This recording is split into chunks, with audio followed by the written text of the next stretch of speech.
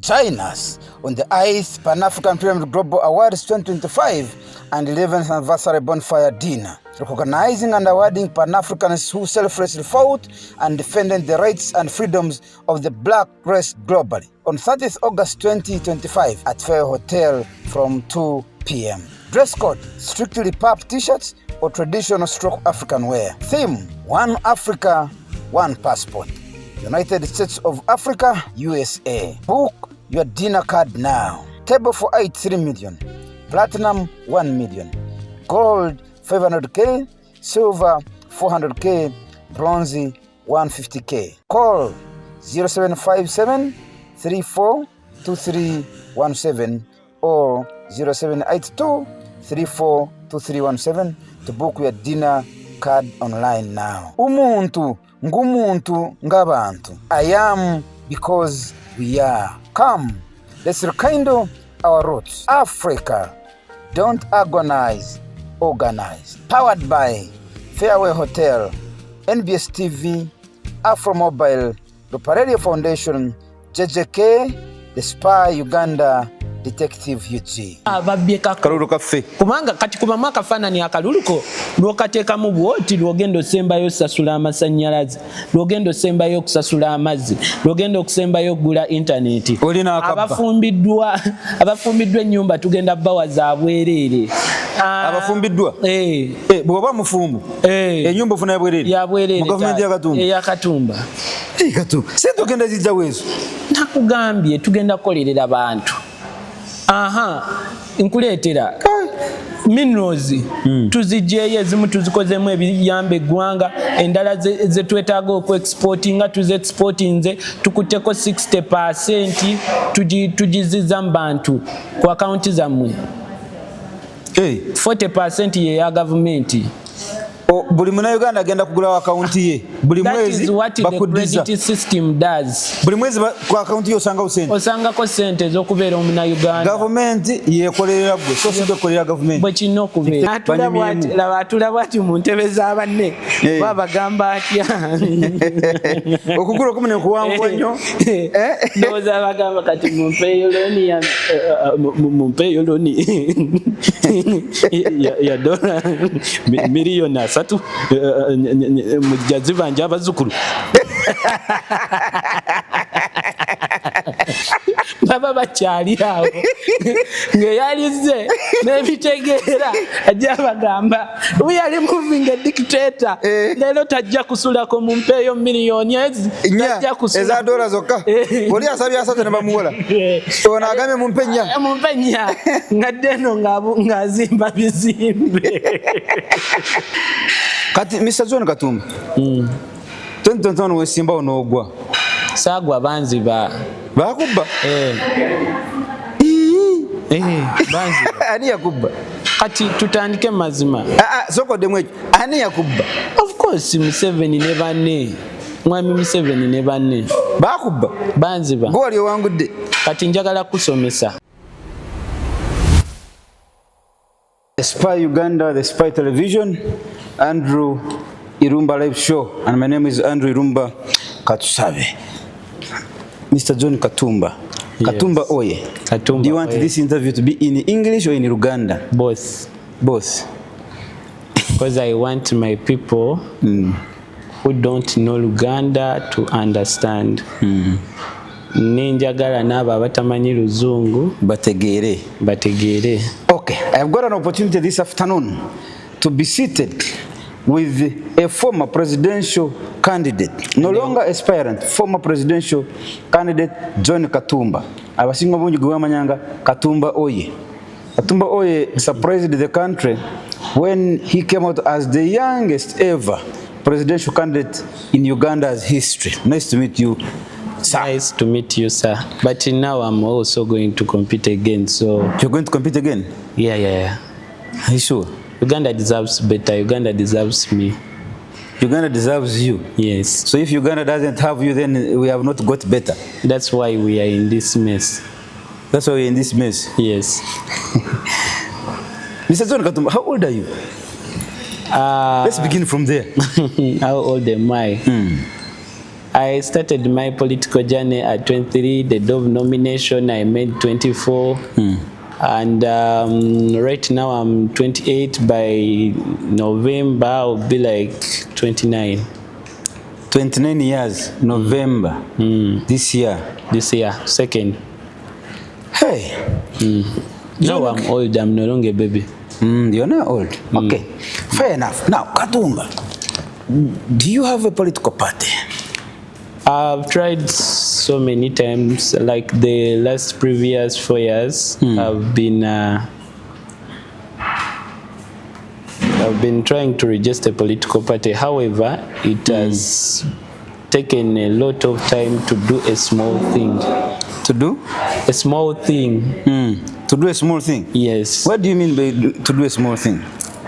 It's now like, I don't know how many, it took me 4 years to finish up their process. Upon finishing up their process up to now, they haven't replied me. But I've given all whatever they need.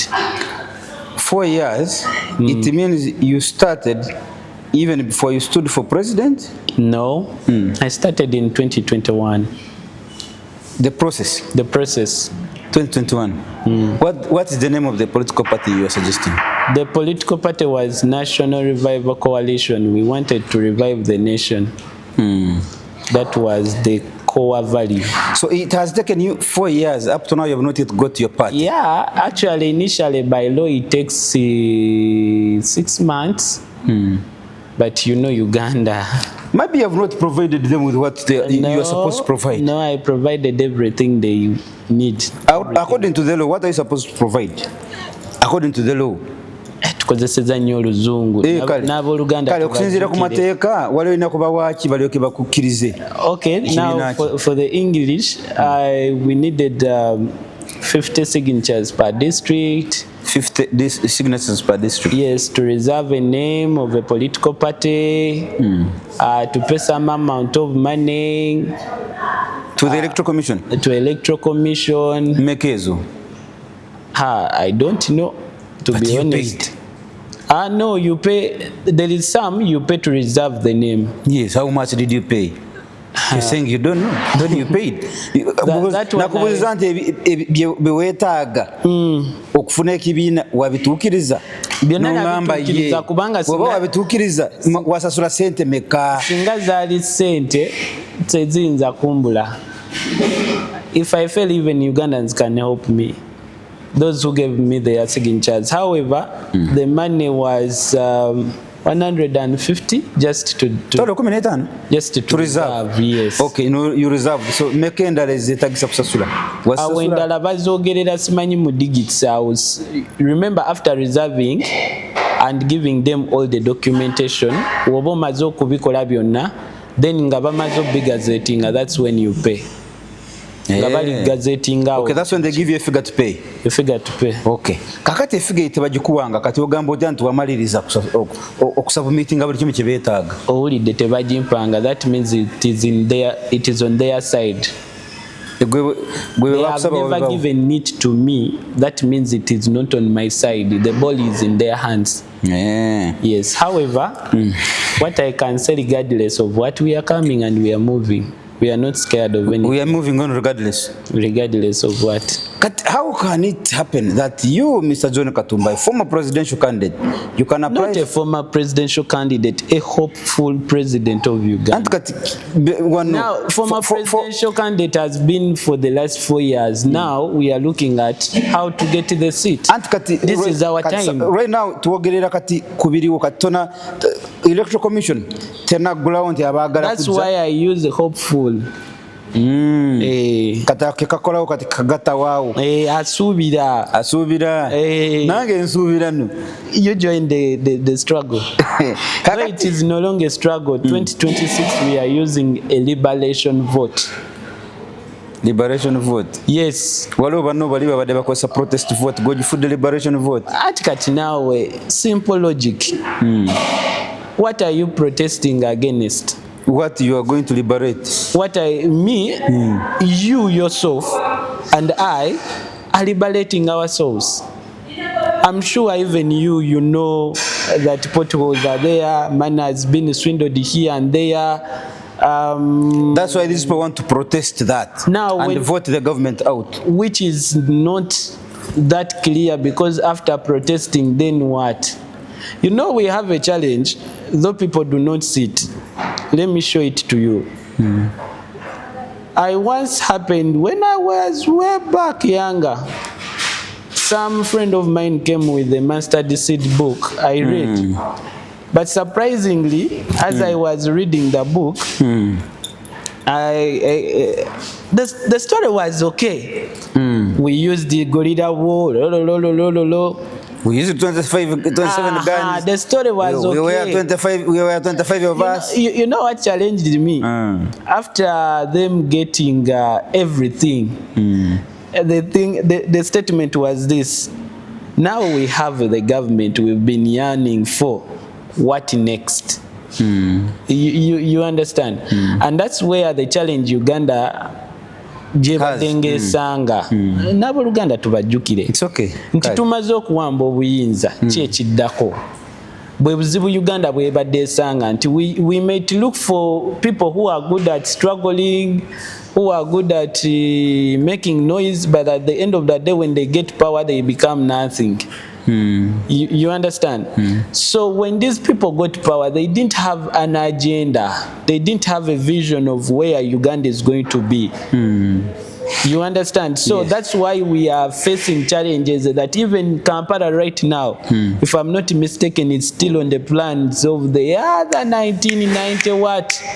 Those 1962. Yes, the whites, the whatever, the colonial masters, the master plan they have is what we are still having.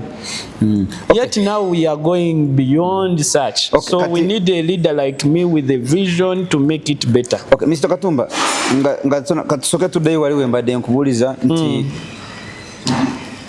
ndabye kati ebibiina nga bisatu. Ekisooka waliwo ekibiina kya Honorable Munyagwa Mugaate gwa Bata. Already kyo kiraka kiri ahead of you kuba bagenda okulaunchinga ekibiina, bagenda n'okulaunchinga officially. Munyagwa nalabye ekibiina kya omuyimbi bamwitani wali omuyimbi last week, I think the other week, naye yafuna ekibiina. Mama Densireko ecological party n'agikyusa. So far PPF bw'oba ogamba nti gwe omaze emyaka ena onoonya kuresise nga tonabeera successful, PPF bakakitandika juzi wano bali successful. So ebibiina bina byonna bize ne bikuyitako ne bafuna gonde license from the Electoral Commission. Gwe how come gwe olemereddwa? Why? Now let me start. Muhammad Nsereko, I think Farida Mayanja yafuna ekibiina na Farida Stasha Mayanja, sorry. President Stasha Mayanja, President Muhammad Nsereko, President Munyagwa, all those ones, political parties were there. But because of the poor democracy in this country, they were redundant. So when these people came in, they took it over. Now, why is it that PFF, newest party, that party maneuvered and it just cut itself from FDC? So when ideologically, when you look, we have no new party. Bano bawandiza pate mpya buli kimu kipya bakwata ku FDC FDC mwe batambulira ne bajjako kano ne bajjako kali ne bajjako kano okitegedde. But me, I started from scratch. And two, they know people of me with a high sense. You with the high sense? Quote. Katumba Oye with the high sense. So you have the highest sense. With a vision. Cannot be given an opportunity to share what they failed to do. To do what failed them. Omani, the challenge Uganda is facing as of now. Nti batubonyaabonya nnyo to the extent ennaku yafuuka part of us. Twagimanyira. Kati abatubonyaabonya batuzanya both psychologically ne physically. Kati oluusi babazannyamu obwaddiikuula. Other times they play you on and off as usual. That's how they are. But Ugandans, I want to assure you, njagala bakakasa, parties are still coming and more. Even me empewe yinza okunfuuwaako n'ensula mu kibiina kyonna kye naaba ensuddemu. Naye the main key point is liberation. Liberate yourself. Kana akalulu ka 2026 ekyakaŋŋambisa nkayite liberation vote kituufu twetaaga kwenunula. Omuzibe kwata ku kiggala ti ne waaba tawulira akufiiringi, n'omuzibe ne wooba tolaba oba ontegera bulungi, wonna akwata ku kiggala ojja fiiringa kiriggala. Mutambule. Kati Mr. John Katumba 2021 wesimbawo n'ogwa. Saagwa banziba. Bakubba? Banziba. Ani yakubba? Kati tutandike mazima. Sokoddemu ekyo. Ani yakubba? Of course Museveni ne banne. Mwami Museveni ne banne. Bakubba? Banziba. Gwe wali owangudde?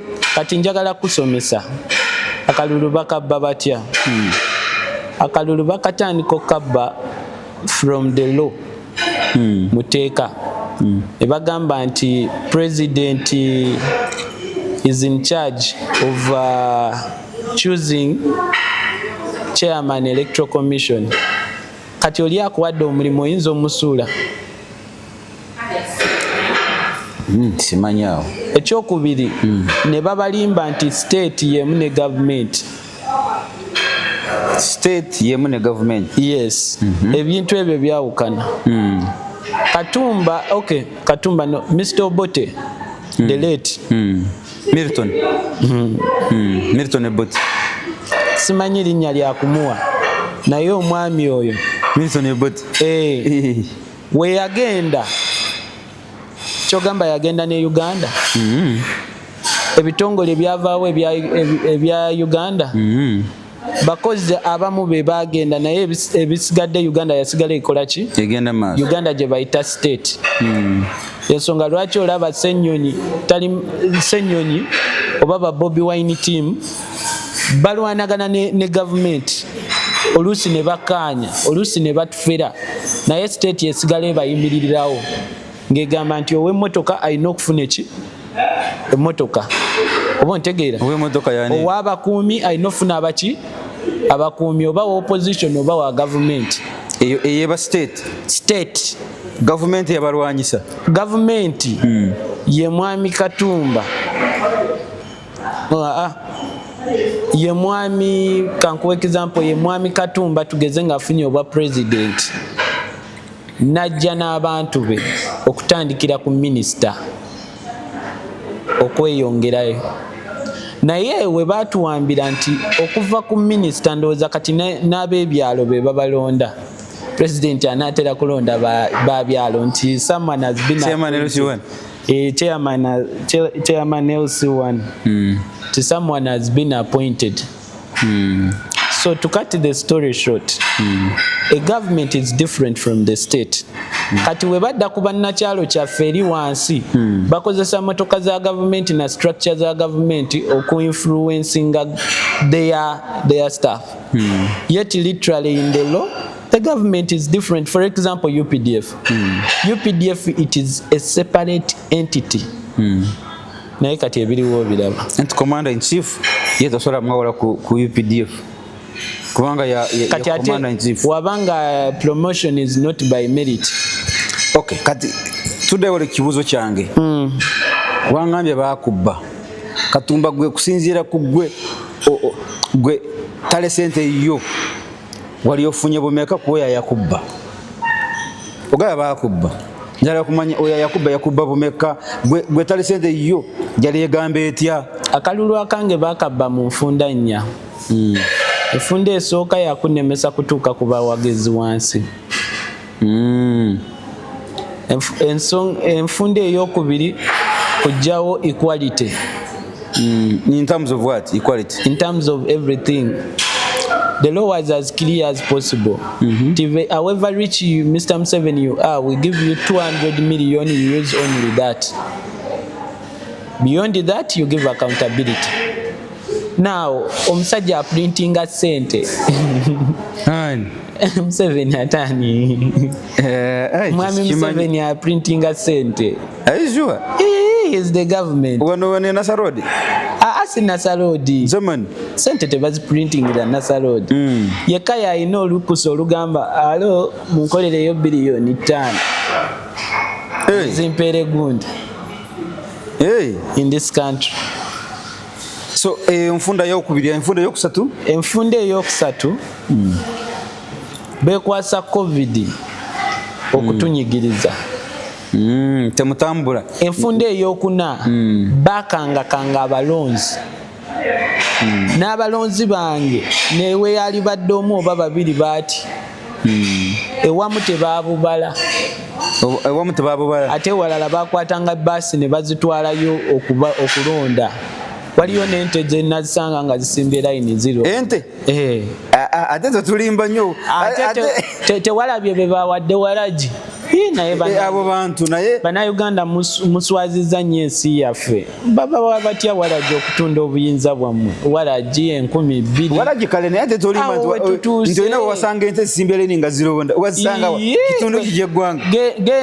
Genda eyo side z'omu Western eyo. Olaba oba ewamu n'ente tezironda. Ente ekwata pene netikinga. Omanyente engeri gy'erondamu. Constituency erina abalonzi tugeze 1,000. Omuntu najjayo obululu 40,000 ki ekiba kironze. Ente. Constituency erimu abalonzi 1,000. Naye obululu 40,000. Obululu 40,000. 3 nte. Kiba kitegeeza 3 mukenda nte. Ate kyekirala ekiba kyalonze.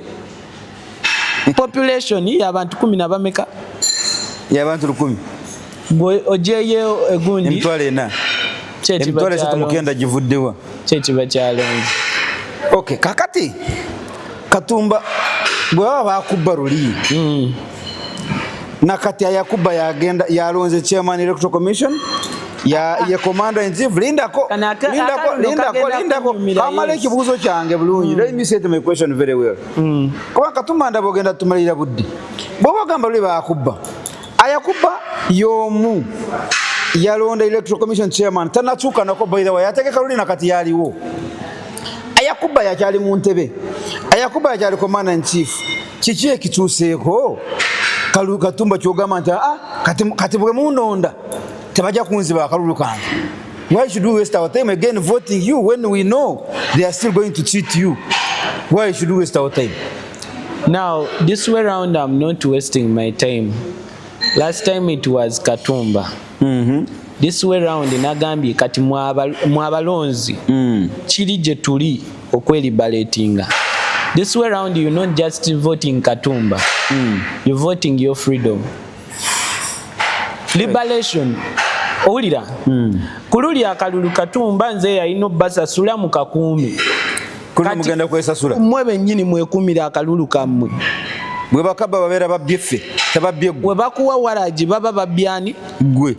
Sinze. Bwe banaakanzibako babbye nze si gwe. Sinze. Nze just ninganga olaba veso ekulaga nti kino kye kigenda obeerawo nga tumaze okuwangula. Otegedde? Kubanga kankuwa example olaba obululu obumwe kati nga olaba ensi ezisinga ezisukulumye abatuuze be bavaayo ne bagamba ekimala kikola kimala. Kati kankuwa example olaba eno Uganda akalulu akaggwa. Waliwo munnaffe agamba tajja malako nnaku 2 kati atufugidde emyaka 5 n'akwata n'agenda mu kooti ne mugamba mu kooti omalirayo obudde n'asooka n'ampuliriza later n'atampuliriza at the end of the day yafundikira tabizeza mu kooti y'abantu kanjizemu abantu. Omanyi kye kitegeeza Katumba ndi omuntu omu nkugambye nti Uganda empya egenda kufaanana bweti naye kikakatako naawe gwe okuba n'obuvunaanyizibwa obulwanirira kyoyagala. Nkimanyi emyaka 3 babasomesezza kubeera baddu, being slaves. Myaka 3 babasomesezza kuba banaku, kubeera babbeegaazi. Myaka 3 babayigiriza ndowooza kubonaabona. Kiyayise nti newankubadde babasibye emyaka 3 saawa zino nti wembanga ku lulina ly'omu nenkola kye nakola, how about ng'obuyinza buli mu ngalo zo? Wakola ki ekyalema abalala kyogamba nakolako kye nakola kiriwo kyewakola? Buza abasirikale oba emisaala tebagyongeza. It is because of you. Buza olaba oba education system tebagikyusa. It is because of you. Nkutidde. Education system baatandikadde abantu jogera emyaka nga 10 nti mutuuse education system. Anti kiriwo olaba wenjogera. Just because the original framework or the original plan of the education system we wanted is not what was implemented. However, they copied some and they implemented. Waliwo ebyakopa mu manifesto ne babiteeka mu nkola. Yes, the original plan. That's why mbagamba mugundi mweno manifesto ya guno omwaka egendo 2026-2031 liberation vote number 1 2 ebintu ebisinga bigenda kyukamu. Nera mulonde nga you know you voting your freedom. Londa akalulu kongo omanyi osasudde bbiri ye y'amasannyalaze esembayo. Nkutidde. Biru ya masanyalaze esembayo gwe mu gavumenti ya Katumba teri kusasula ya masanyalaze bwerere. Kati tukozese simple logic, simple math. Ebyuma ebikuba amasanyalaze twabigula gyebiri. Ontegera bulungi? Amasanyalaze ebyuma byetolola bwetoloozi biti. Turbines mazzi gegabikuba. Kyetwongeramu kwe kubimaintaininga n'okudistributinga eyo mu byalo gye gatakola ki. Kati mbuuza sente eziva mu masanyalaze ziragawa. Kati distribution network eyo poles olaba ebyuma byolaba ebyo maintenance abakozi enkumulito abo sente zinaabasasula zigenda vaawo. That's when we say the accountable government comes in. Sente anti ozijjawa gwe accountable government. Anti nkugamba accountable government olaba nabadde njogera wano ne nkugamba nti batubonyaabonya nnyo ne tutuuka ekiseera nga tulowooza obuddu. It is part of life. Now Uganda kankuwa example mbaddeko side ntambula nnyo side z'ensi ez'enjawulo. Ngawwa? Ensi nyingi. Anti mbuulira ngawwa? Nyingi gwe just know. Ensi nyingi kituufu bamanyi. Mbuulira nti ngendako wano nange nsobola okukola research. Eyensi eryokula saawa zino bagiyita Dubai, UAE. Bonga bo batunuulira tebalina fresh water. Tukirize gana ge banyweddemu ne bakola kyate ge baddamu ne balifayininga ne bazzaayo. Lita ya mafuta e Dubai ekinene nnyo eri ku 12,000 eze Uganda. Wano kigula nusu kakaaga. Wano amazzi ekicupa ky'amazzi mukigula 10 mmeka? 2. Akatono ka 10. Akatono ka 10. Kati ne ngamba jukira eri bateekamu ssente nnyingi nnyo okuproducing amafuta. Ffe wano tuteekamu ssente ntono nnyo okuproducing amazzi. Simple logic. Mukole factory nga ya national. Not self-individuals. Nera ninako enjagala okubagamba awo not self-individuals. Mukwate mukole national factory ey'amazzi. Mu exporting amazzi mugatwale wa? Dubai. Nga gava ku muyira ki? Kira Nile. Wali atamanyi River Nile? Wali atamanyi how sweet the water is? Kati mbuulira bo baliwe baba balina oil nga bazimba ensi yaabwe n'enyirira bwetu ffe waffe ng'osima naawo n'ojjawo amazzi kufe naani atategeera. Kati oyagala tukwate tukole amazzi tugazinike Dubai. nko example bagula amazzi gaffe tuzze wano sente tuzikole ki tuziyongere okukulaakulanya eggwanga tusasule amasanyalazi siguka kubanga nakolamu wano research akatale bwe kanaagaana ne bagana gagula amazzi tebasobola kubanga eri bali musana mungi nti any minute any hour banywa amazzi anti contract bayinza ogiwa eggwanga eddala anti kankubulire omanyi president omulimu gwe muve ku bana ababbi abasabirizi president omulimu gwe kugenda ku negotiatinga bya bugagga bye bakola si lobbying ekigambo lobbying kyantama ate kikoze eki gwe wali olabye eyo ng'omuwarabu ajja wano ku lobbinga wali omulabyeyo bo bajja wano kukola ki bajja wano ku investinga eri wotuuka ewaabwe ebintu ebisinga biri national ffe waffe we baatuuka eno bajjajjaffe babagamba privatization ne babyeguza ne babyeguza kakati mu government njakuleetera kati we tukwata nga nze Mr. President neŋŋenda ne mbagamba omanyi ngenda kusupplyinga ekyombo kya Buwarabu amazzi agava mu Kiyira ntegera bulungi neera kulira Mr. President sikoma kwekyo ngenda kukolawo ne recycling plants nti ebicupa byange oluva eno babirecyclinga ne tukolamu ebiki ebirala mu nsi eri gye tuteeka gundi olaba we tujja ssente z'eri nga tuzizza eno eri Uganda ebayo nga investor oba ontegeera at the same time nga n'amazzi tukola ki tufuna at the same time nga n'ekitiibwa tukola ki tuyina naye kati wano kusabiriza kati we are business partners yes oli tajja kutunira nga musabirizi wano president kumusabiriza wabula alinda business partner we atula bwati mu ntebe z'abanne babagamba atya okugula okumu ne kuwangwa nnyo ndowooza bagamba kati mumpeeyo loni ya dola miliyoni 3 mujja zibanja abazukulu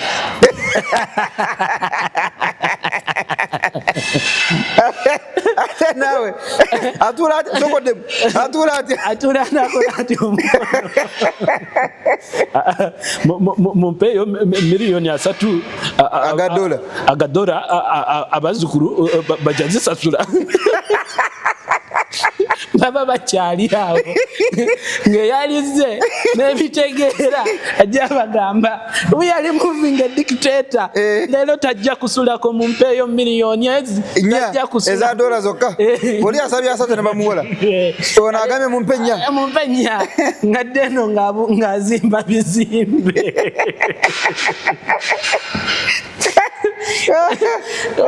olabye Uganda bweri naye Katumba no that is the reality the president should negotiate on behalf of the country olaba kankubulire nze nali nebuuza Kanani gye boogerako mu bayibuli eriwa nakajja njiraba eri Uganda kankuwa example olaba ettaka lyaffe lino gwe liteeke buteesi ku nnyonyi olitwale Dubai genda maaso kyokalaba Katonda waatwagala n'atuwa omusenyu bwereere n'atuwa amayinja bwereere n'atuwa amazzi bwereere ne mugamba ab'e Dubai balina oyiro ffe tetulina oyiro n'agamba nti naye gwe mwagala wuyo naye wuyo mbawadde oyo kakati Mr. Katumba wanjisebo katusooke tusoosotole bulungi ojja mu 2026 as presidential candidate sikyo yes as the president of Uganda engombo yegamba liberation vote yes kwenunula bali abekavule bagamba protest vote njawulo ki eri awo liberation kuba kwenunula kiba ggwe kera ku makya nga teri agambyeko n'ogamba omanyi nkoyo obwavu oba nkoyo efuga bbi nkoyo okunziba omanyi omusolo kati kibonerezo nkoyo okumbonereza n'omusolo nkoyo ennaku embi okitegeera n'ogamba muwatwaki oguliwo abedda bakwatanga mundu kati ennaku zino n'obalinda kati ekiseera kyakalulu kano we bajja tulonde oyo alina byenjagala ontegeera bulungi ekyo kye tuyita okwenunula kati protest kwekera ku makya ne mugamba oyo tetumwagala oyo mwenna ne mugamba kati tudde wano but after that what next bwamala kuvaako what next tolaba nti tuba tuzeeyo eri mu katabo kooli eyagamba now we have everything what next kye kiddako okay kakati mu gavumenti y'empya ogambye osuubiza bannayuganda nti bwe mundonda nze ngenda creating 10 million jobs. Yes.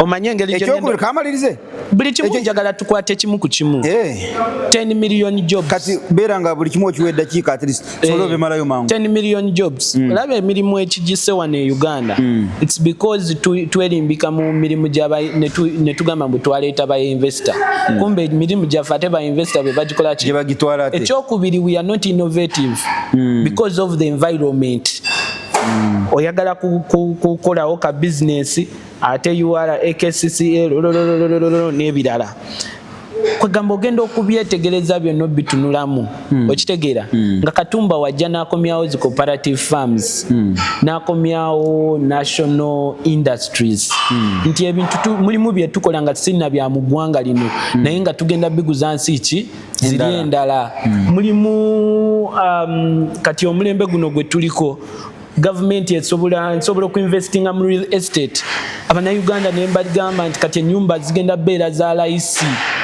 actually mwetagamu ne free housing kubanga cement tulina na buli kimu oba ntegeera bulungi so nolaba nga abavubuka bagenda funa emirimu like n'ensomesa egenda kyuka kugambye ku mulembe gwa Katumba muve ku bino ebyobafera the moment you clock 17 to 18 you have to join the army and joining the army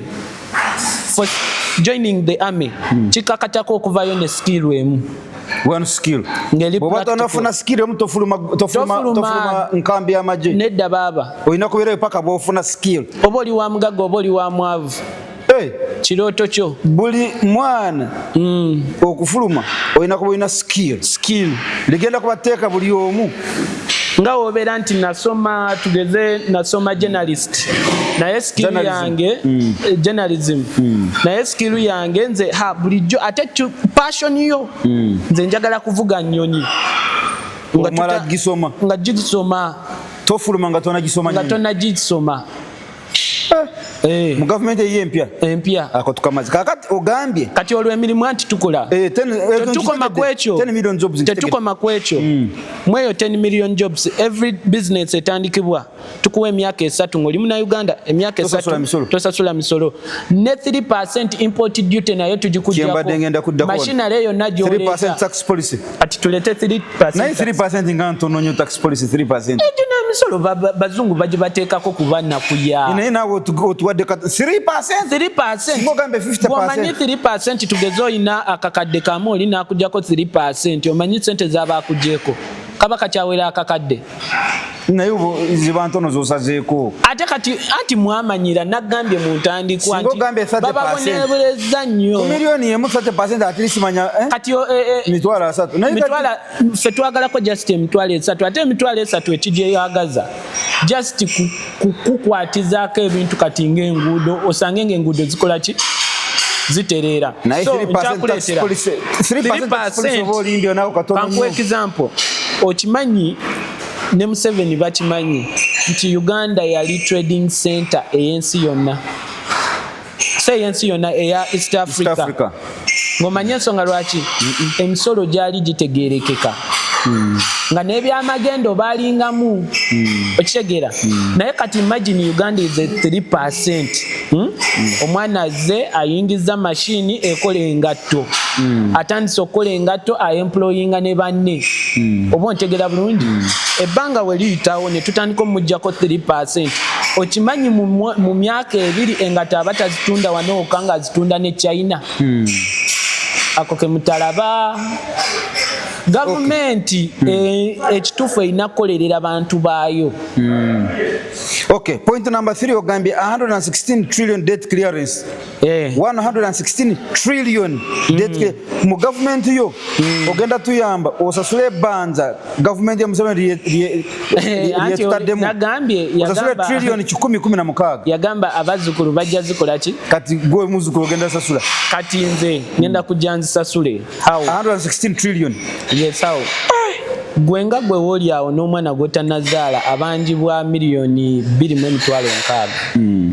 Ompulira omanyi abazungu bano babbe nnyo batuleeta mu debt system ne batatwagaza kubeera mu credit system. When the country is relying on donations basooka kubawa donations, later ne bagamba tubawe grants, from grants tubawole babafuula abaki baddu n'abasabirizi. Nze ngamba ngenda kukola mu maanyi okitegeera nga nkola nga we nagambye otunda amazzi okola kino okola kiri gavumenti ng'ekola esasula amabanja the clearing. Yes, they are products that we can do right now and they act as assets over debts. There are countries that I can take that debt ontegeera ne bampa credit ekyo obadde okimanyi. Mulimu ensi gye ngamba mbadde nsasula omanyi njagala kusomesa oyinza ogamba n'Amerika yeewola ne Russia yeewola kati ngenda kutegeeza nti bano abantu bano bansonyiwe sibavumba naye balina ekibabulako. Baani bogamba? Tunuulira ensi nga Amerika. Ensi Amerika egenda nejja mu nsi tugeze nga China, ejja mu Europe negenda nejjayo ebbanja nga liri ku 2%. Kamizi kyako bakakendezi. Nagenda mu China ngeri ku 2%. Wagenda mu China ngeri ku tugeze ajje date. They pick a date from, let us say, from Europe. Ya miliyoni tugeze lya trillioni ngemu eya dola. Liri tugeze nga ku 2% oba 3. Ne bagenda nga bazeewoze zo zennyini ne bazikwata ate ne baziwola China ku 18% oba Uganda ku 30% oba 20%. Kati ne babeera n'ebbanja naye nga literally tebalina ki banja, tebalina bbanja. Oba kategedde ako ka logic? Kategedde nnyo. Kati ffe waffe ate we tuzifuna tuvuga zi ML, tuvuga embi, tuvuga zi V8 ezitawulira binnya. Minisita n'akuyitako n'agamba myai movie ne VX ati gwali corrupt gwamanyi. You understand what I mean? Here we say we are going to introduce a new system whereby we are going to get that debt nga bweri tugitwaleyo backed up by assets, tugitwale batuwe credit. Why do we get a credit? To stop the debt from accumulating. Then from there we clear the debt. Ngoli kagezi kasajjagu saje mugezi. Okay, wano tusubiza fa bavubuka ekisokerwako kubanga tukyagala nnyo free internet. Bwe wali owuliddeko mu budget ya Uganda nti bagenda kusuubula internet wano, kitegeeza bagifuna ku bwereere ne beeguza ebyuma kati bagibaguza. Bannange wamange tujja vaayo olunaku nga just byakwogera ndowooza tugenda kufuna olunaku, tugenda kufuna time buli lunaku nzije ompe interview on a particular one by one. Yes, tuwogere ku 10 million jobs, enkya tujja tuwogere ku 3% tax policy, olala tujja tuwogere 116 trillion debt clearance, olala tujja tuwogere free trade zones, accountable government. Soko simbekao free trade zone. What is a free trade zone? You know, in any country enaakulaakulana erina okubeera ne free trade zone for exports and imports. Why do we get those free trade zone? Imagine tukoze free trade zone eya wano nga tukola omuntu asobola okujja ebintu bye China n'abiteeka tugeze ne tufunayo district yemu nga yo free trade zone nga URA bali ababadde bakola eri abasingawo we tuba deploying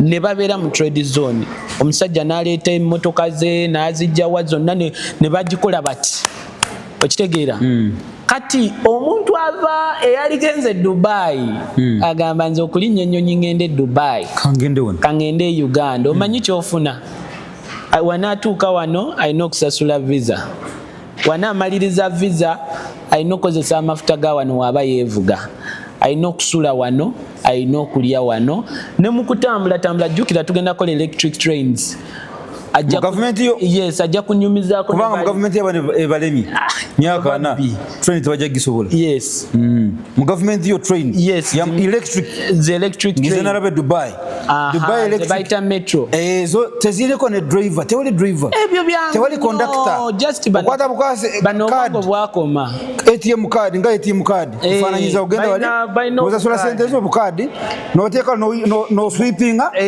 we swappinga gune ne yegula nayo kimanyi nti sente zaabwe bazijjayo gwolaba newogenda just noyingira Dubai ofulumya okuva we wayingidde paka ofuluma kati gwe lwaki oteekawo omusolo gwa 84% mazima ddala nga tolinayo naka free trade area kati fe awo wetugambira nti ojja kuleeta ebintu byo byonna obijje Japan China obiteekaawo kufuna ekinene nnyo tujja kujjako na 2% okubijjawaawo okubyongerayo eri kale bw'omanyi sente ze tujja generatingirawo olumala nga mukwata ebizike mubitwala mbwe mu America ku advertisinga Uganda mu tourist attraction muswaga abantu kati mukuru John Katumba government egenda kubeeramu ebintu bingi singira ddala government putting back term limits peace and unity free electricity modernized infrastructure free health care putting back term limits ekimaze modern culture and identity revival free education restoration of human rights restoration of national security public industrialization ebyo byonna bibumbe wamu sobola okumaliza naye ngenda kufuna time lunaku ku meeting anga tufuna kye twogerako ne tukiwa kati tutandike ku kya accountable government you know most governments work for the people apart from our government that people work for it ako kenjagala okyusa government enakolera abantu so se bantu kolera government awo kitegedde nyo ekyo kati tujja kyongerako ekirala ne tudda ku kya modernized infrastructure ekyo kyogedde ogenda kuleta electric train n'okuzimba ebibuga ebipya kubanga kati saawa zino okujja omuntu awo sente z'oteekamu okumenya ekizimbe ky'omuntu agenze tugeze n'agenda eri n'azimba ekibuga ekipya asinga. You know, we spend a lot of money to repair Kampala than the money would have been used to build a new city that will attract and well planned. Na mulimu zi flyover, mulimu ezita wansi kuliko ekisaawe ekipya kuliko everything. Modern culture and identity revival. What do you mean? Modern culture and identity revival. Kankuwa example. One, our culture. Bakabaka baffe babafuula babega tobalaba babawadde emmotoka nalabye mwafu kamera nga yebaza emmotoka. How can a king kneel before the subjects? Abalabye munnange nene. No, you my fellow people, my fellow Ugandans, sifa abalonda bakabaka. Number one, God ye yateekawo ekyo kye twasangawo neera temukinyoomanga. Ontegera bulungi. Bakabaka abo buli we babeera nga banyigiddwa naawe oba onyigiddwa. Olaba kabaka bamuziza okufukamira okufuna emmotoka olwo kati gwe subject. Ontegeera awo wengambira nze ngenda ku modernizinga tugeze kankuwa example. Okimanyi wano mu Uganda mu Buganda tetulinamu kibuga kya Buganda. Oyagala n'Obuganda n'okufuna ekibuga kyabwe ogenze kusosola ate. Kati mweke kibuga gambye nkwadde example okimanyi Mwankole tetulinayo kibuga kya Nkole Mbarara nga kuliko ekizimbe kikoze amayembe kiti eno kizimbe neno kizimbe. Wali Buganda tulina gundi sema iziti au Kibuya wekiri ekizimbe ekyo. Iziti sema kokiro something. Nawe tuzimba ekibuga nga kiri based on our heritage. Kankugeze nga ankole mwino oba muyibiyita byanzi ne mukola ekizimbe nga kiringa ekyanzi kiti n'amayembe g'ente agakoze bwe guti n'amayembe ngeno kizimbe neno kizimbe si mayembe nga bakwata ekizimbe nekijanga amayembe g'ente. That is heritage obugagga bwaffe. Oba ntegeera ebyanzi ne tubeerayo n'ekizimbe nga kiringa ekiki ekyanzi nga tukimodernizinze buki bulungi ne tubeerayo ne future of ankole because ankole tegenda koma wano. Ankole ino okubeera nga modernizing futuristic ankole. Yes, nga tulengera waje tugenda ngomusaza wajja natulimala ngenda kuzimba futuristic city eyo mukoneyo natulimba anti eyo baba fera gomuntu banyini ye balemya atewo mugwira ya George bazimbira. Ochegera. Now you be proud of being a Munyankole and I be proud of being obola baje tulaga. Obo ntegera mu Buganda wali bazimba transport system ngezi connectinga ko buki buconnectinzi nkugambye design z'ebizimbe zitandikira ku mumondo ogwo oli nalaba omumonde nagutunulira architect nazimba mu ekizimbe. That's how Dubai ebizimbe mwe babijja. Simple logic. Nalaba akatungulu nakalaba nakagira najja mu ekizimbe kati oli bwaba ali mu nnyonyi agamba yayitako eyo abiraba ku bifaananyi alaba kikino. That is the modern. Nga kingi waffe wajivaayo oba nerasigala king owankole oba waaki Saabagabe wavaayo bwati buli omu akkiriza nti Saabagabe olaba the symbol of Ankole. Ne wagenda mu Ankole kirabika nti twali balunzi tetujja kulunda paka saawa binanga tubeera nante kati tulina okumodernizinga okuva mu ziri ente bino twogereko byogere nti twalundanga bwe tutya ente. Okay, putting back term limits. Nedda kyakalu kyankiremeddeko. Nkitegedde. Okimanyi nti most of the Ugandans are living in other countries as slaves. That's why mulimu ketuyita identity revival. Uganda we tugizimba nga buli omu yeegomba okujja wano ne tu strengthening a nationality yaffe slavery ejja kukoma. Slavery wenaakoma oba obwakadama we bunaggwaawo kubanga abantu bajja bba n'emirimu ate kati awo abagwira batandika otukolera akomweke mutalaba ke tutunuulidde abagwira naffe babakolereko nga wekiraba e Dubai ffe tubakolera mwe mwafuuka badde mukolera gavumenti yammwe ate temukoma ku ekyo ne mugenda ne Bulaaya ne mugikolerera ne muzireeta ate ne bazirya ate you understand. Muzimbe culture oba Uganda eyekutengeeraga culture zaffe number 1. 2 eyo Uganda eyekutengera ze cultures zaffe naffe tubeere proud of our identity ate we love our country. Patriotism, that is what liberation is about. Nze ngonalaba obusungu bwange kwata ku Munnayuganda when I'm there.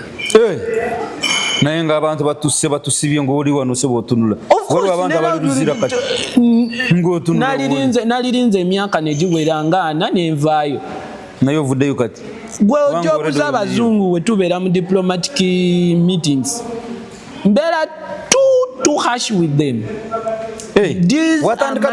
watandikadde okurepresentinga Uganda mu diplomatic. Of course I'm a leader. Nera we tubeera nze sigendangayo ku negotiatinga kusaba simanyi mumpe bino ngendayo nengamba these are our people, they are Ugandans. We are good at ABCD.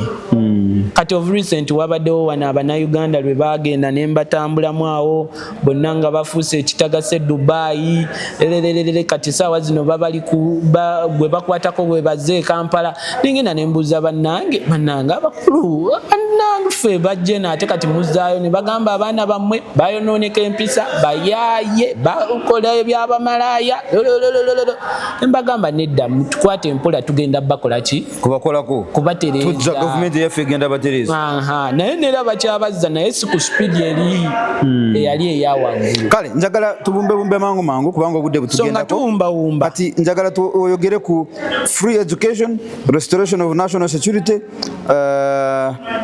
restoration of human rights.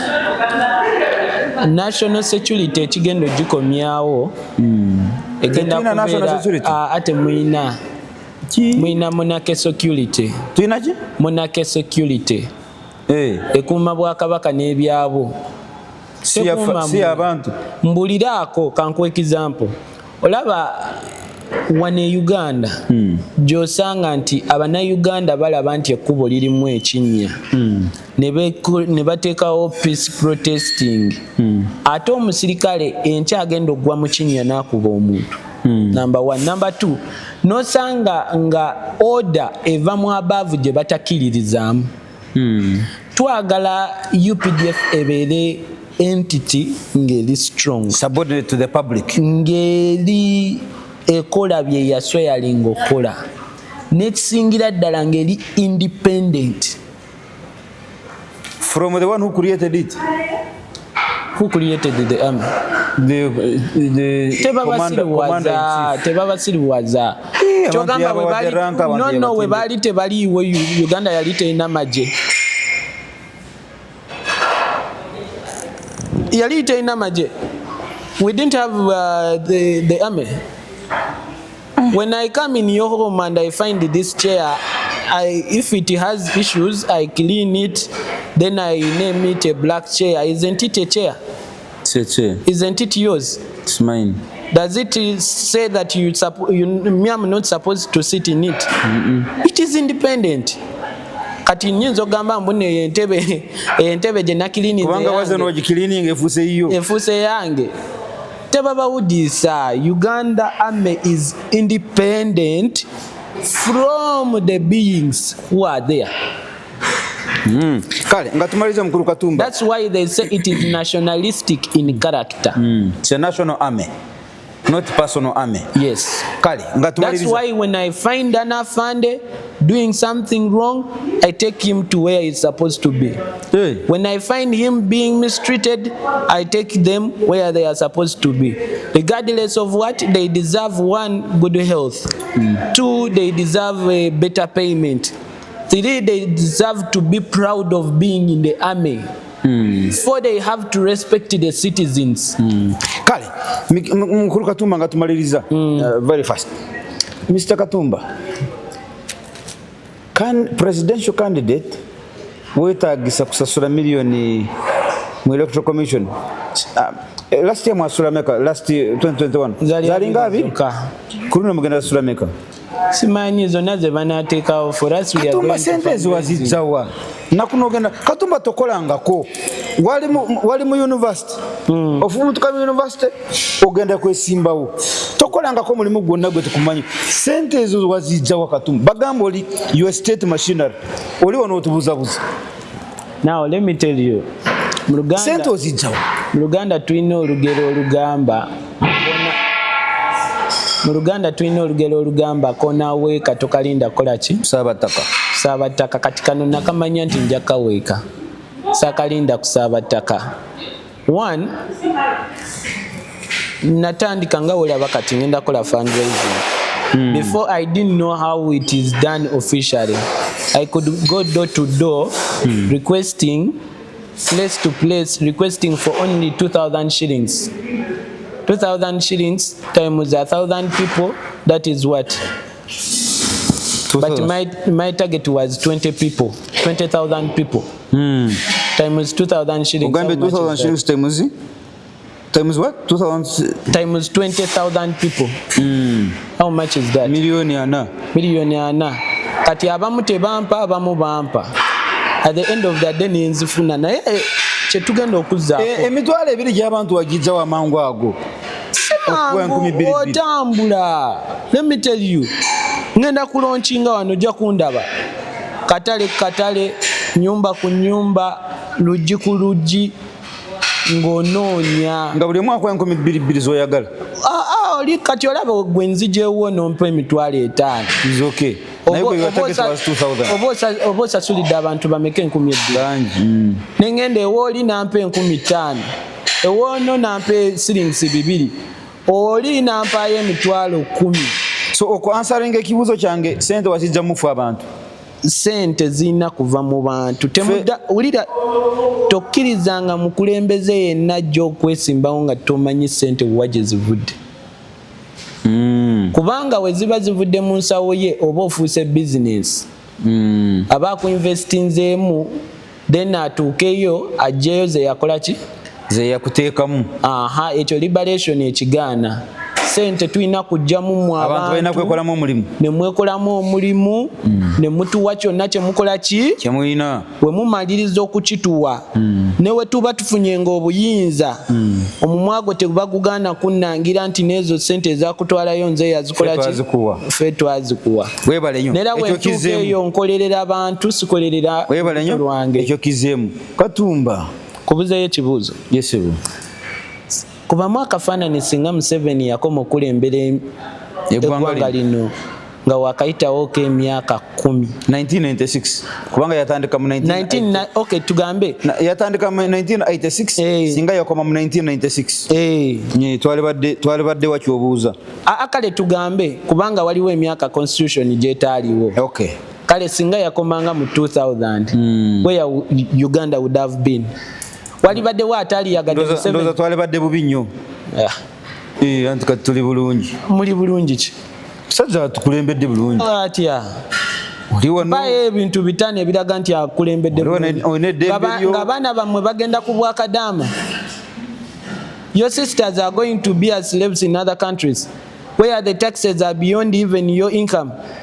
You get you do something where they charge 84% of the taxes. Not only that, you in the same country where they feed you education, they cannot afford feeding their children. Where they use a VX to campaign for you, you walk. Which country is that? Where they say there is peace because peace was disorganized by them during the 1880s when they wanted power. Ngoli mukunzugula amaso kino mbadde manyi sebo tuli mu nsi nsuubize tatonatuukayo kyogamba nange nali bali batansokolindeko kyogamba ne Kenya eddembe lye balina bano be balitwalayo nedda bano be balinga babajjako emirembe kyokka nkuweeyo example bano tebaleeta mirembe bali mugitujjako bujja babajjako bujja emirembe gye babajjako gy'emirembe gy'okubeera n'ensawo woba omwavu oba teweewulira bulungi oba tolina mirembe newogenda mu banno baba tebakulabawo kati bakwata obugagga bo ne babwesigaliza the few minority. Ani abakulembedde abo? Ani abakulembedde bogamba? Ate mwami Museveni yakeera ku makya n'agamba ne mugenda wali wowe taata ow'ekitiibwa ssebo mukama waffe tubadde tusaba ogendako emekka n'agamba ogenda mwaka guli bano be bagamba n'okugamba laba omusiru ono ezo tojja zifuna. You people, it is not supposed to be like that. We need to build the citizens to grow. When the citizens are rich, the government will be richer. Okay. And when they can afford everything, they want to be a burden to us. Okay. Clear the environment of operation. Clear the environment of the operation. They won't need your capital to move the business. Webale nnyo mukulu Katumba kensembyayo kesembeza edala Katumba otugambye ono nga tandika nti akaluluko bakakwata ne bakabba wagenda n'otura n'osirika babalimba oli n'akeera n'agamba nti nze nja kujjako dikiteeta protest vote joy omuntu omu tasobola kujjako gavumenti. Oli kati yabasinga amagezi akozesa mateeka nakozesa gwanga state properties to offend you.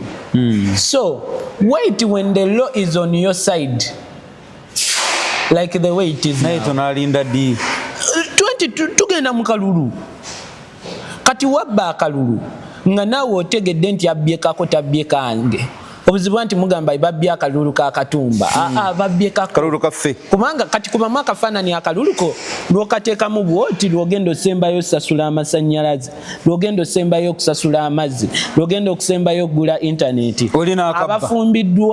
abafumbiddwa ennyumba tugenda bawa za bwereere abafumbiddwa bw'oba mufumbu ennyumba ofuna yabwereere mu gavumenti ya Katumba sente ogenda zijja weezo nakugambye tugenda kukolerera bantu nkuleetera minerals tuzijjeeyo ezimu tuzikozemu ebiyamba eggwanga endala zetwetaaga okuexportinga tuziexportinze tukutteko 60% tugiziza mu bantu ku akawunti zammwe 40% ye ya gavumenti buli munnayuganda agenda kugulawo akawunti ye buli mwezi bakuddiza buli mwezi ku akawunti ye osangako sente ez'okubeera omunnayuganda gavumenti yekolerera gwe so si gwekolera gavumenti bwe kirina okubeera kati mukulu Katumba singa akalulu ako bakakwatamu soko nkyakubuuza ebyo byonna nga byogenda ofuna mu kaluluko ne bakabba oyinza okaleka kagende bwe katyo ekitegeeza ffe tugenda kwerwanako mmwe bennyini kwata akalulu ko kateekeko ng'omanyi nti leero nerawo obanga okasulamu ogamba leero lwensemba okusasula ki masanyalazi leero lwensemba okusasula ki ennyumba nga ne mufumbo leero lwensemba okola ki amazzi leero mukulu Katumba for God and my country songerako Mr. John Katumba Oye nkwebaza nnyo webale kumpa akakiso kugerako naawe njogera wano ne presidential hopeful enkya banalangirira ngenda kubeera nayogerako ne presidential candidate bw'anaawangula ngenda kuba nayogerako ne president si wenna awangula wetunaawangula mukisanja kino nga mukulu Katumba mukisanja kino nga president Katumba yali mu ntebe ono obadde oyogera ne minister for information for God and my country Join us on the ICE Pan-African Pyramid Global Awards 2025 and 11th Anniversary Bonfire Dinner, recognizing and awarding Pan-Africans who selflessly fought and defended the rights and freedoms of the black race globally on 30th August 2025 at Fair Hotel from 2 p.m. Dress code, strictly pub t-shirts or traditional stroke African wear. Theme, One Africa, One Passport. United States of Africa, USA. Book your dinner card now. Table for 8, 3 million. Platinum, 1 million. Gold, 500K. Silver, 400K. Bronze, 150K. Call 0757 342317 or 0782 342317 to book your dinner card online now. Umuntu ngumuntu ngabantu. I am because we are. Come, let's rekindle our roots. Africa, don't agonize, organize. Powered by Fairway Hotel, NBS TV, Afro Mobile, Luparelia Foundation, JJK, The Spy Uganda, Detective UG.